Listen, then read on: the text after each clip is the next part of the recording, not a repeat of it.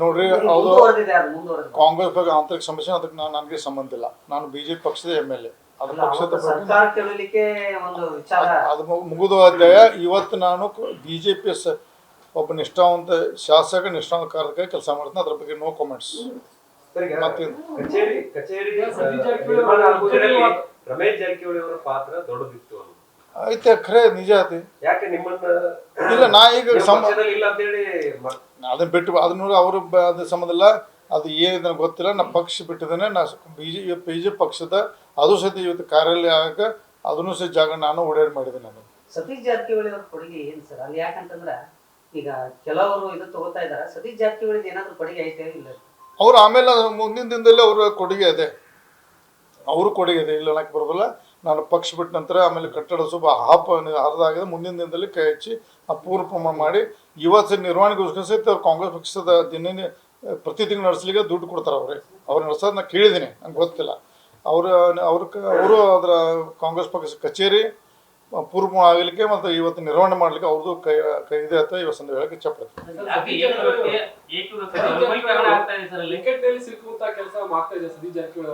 ಅಂದ್ರೆ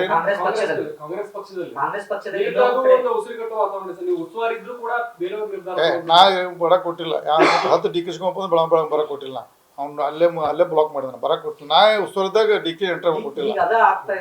ಇಲ್ಲ, ನಮ್ಮ ಸಂಬಂಧ ಪಕ್ಷದ ಅದು ಕಾಂಗ್ರೆಸ್ ಆಂತರಿಕ ಸಮಸ್ಯೆ. ನಾ ಕಾಂಗ್ರೆಸ್ ಪಕ್ಷ ಶಾಸಕ ಮಂತ್ರಿ ಬೆಳಗಾವಿ ಜಿಲ್ಲೆ ಉಸ್ತುವಾರಿದ್ದಾಗ ಅವ್ನು ಬರಕ್ ಕೊಟ್ಟಿಲ್ಲ. ಇಲ್ಲಿ ನಾ ಬರಕ್ ಕೊಟ್ಟಿಲ್ಲ. ನನ್ನ ಅಧಿಕಾರ ನಡೆಸಿದ್ದೀನಿ. ಬಟ್ ಸಾಮೂಹಿಕ ನಾಯಕತ್ವದಲ್ಲಿ ಬೆಳಗಾವಿ ಮಟ್ಟದಲ್ಲಿ DK ಶಿವಕುಮಾರ್ ಸಲಹೆ ಸೂಚನೆ ಸ್ವೀಕಾರ ಮಾಡಿದ್ದೇನೆ. ಬಟ್ ಬೆಳಗಾವಿ ಜಿಲ್ಲೆಗೆ ಎಂಟ್ರಿ ಕೊಟ್ಟಿಲ್ಲ. ಈಗ ನೀವು ನೀವು ಮಂತ್ರಿ ಇದ್ದಾಗ 1 ಕೋಟಿ ರೂಪಾಯಿ ಕೊಟ್ಟಿದ್ರಿ. ಅದು ಯಾವ ವಿಚಾರ ಬಯಸಿಲ್ಲ, ಗೊತ್ತಿರಲಿಲ್ಲ. ಅದಕ್ಕೆ ನೀವು ಹೇಳ್ತಾ ಇದ್ರಿ ಅನಿವಾರ್ಯ ಬಂದು ಹೇಳ್ತಾನೆ 1 ಕೋಟಿ ರೂಪಾಯಿ ಕೊಟ್ಟಿದ್ದೀನಿ ಅಂತ. ಆ ರೀತಿ ಬೇರೆ ಕಾಂಗ್ರೆಸ್ ಶಾಸಕರು ಕೊಟ್ಟಿದ್ದಾರೆ.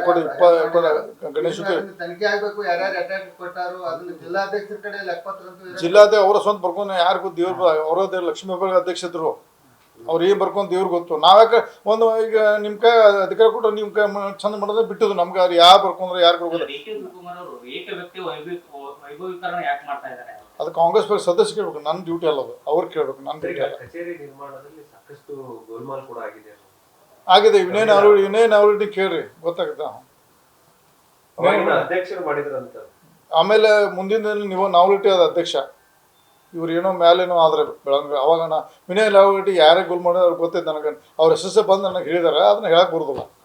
ಈಗ ಪಕ್ಷದ ಆಂತರಿಕ ಸಮಸ್ಯೆನ ಹೇಳಕ್ಕೆ ಬರೋಲ್ಲ. ವಿನಯ್ ಲಾವಗಟ್ಟಿ ಕೇಳಿ ಅವ್ರು ಎಷ್ಟು ಇಸ್ಕೊಂಡಾರ, ಖರ್ಚು ಹಾಕಿದ್ದು ಹೊಳ್ಳಿ ಎಷ್ಟು ಇಸ್ಕೊಂಡಾರ, ಯಾವ ಗಾಡಿ ತೊಗೊಂಡಾರ ರೊಕ್ಕಾಗಲಿ ಅಲ್ಲಿ ಅವರು ವಿನಯ್ ಲಾವಗಟ್ಟಿ ಕೇಳಿ ನಂಗೆ ಗೊತ್ತೈತೆ. ನನಗೆ ಹೇಳಿದಾರೆ ಹೆಸರುಗಳು, ನಾ ಹೇಳಂಗಿಲ್ಲ. ಕಾಂಗ್ರೆಸ್ ಕಚೇರಿ ನಿರ್ಮಾಣದ ರೊಕ್ಕದಲ್ಲೇ ಗಾಡಿ ತೊಗೊಂಡಾರ, ಚೈನಿ ಮಾಡಿದಾರೆ, ಅದನ್ನ ಲಾವಗಟ್ಟಿ ಕೇಳಿ ಹೇಳ್ತಾರೆ ಅವ್ರು. ಮತ್ತೆ ಕಟ್ತು, ನಾವು ಅದನ್ನು ಕಟ್ತೀವಿ.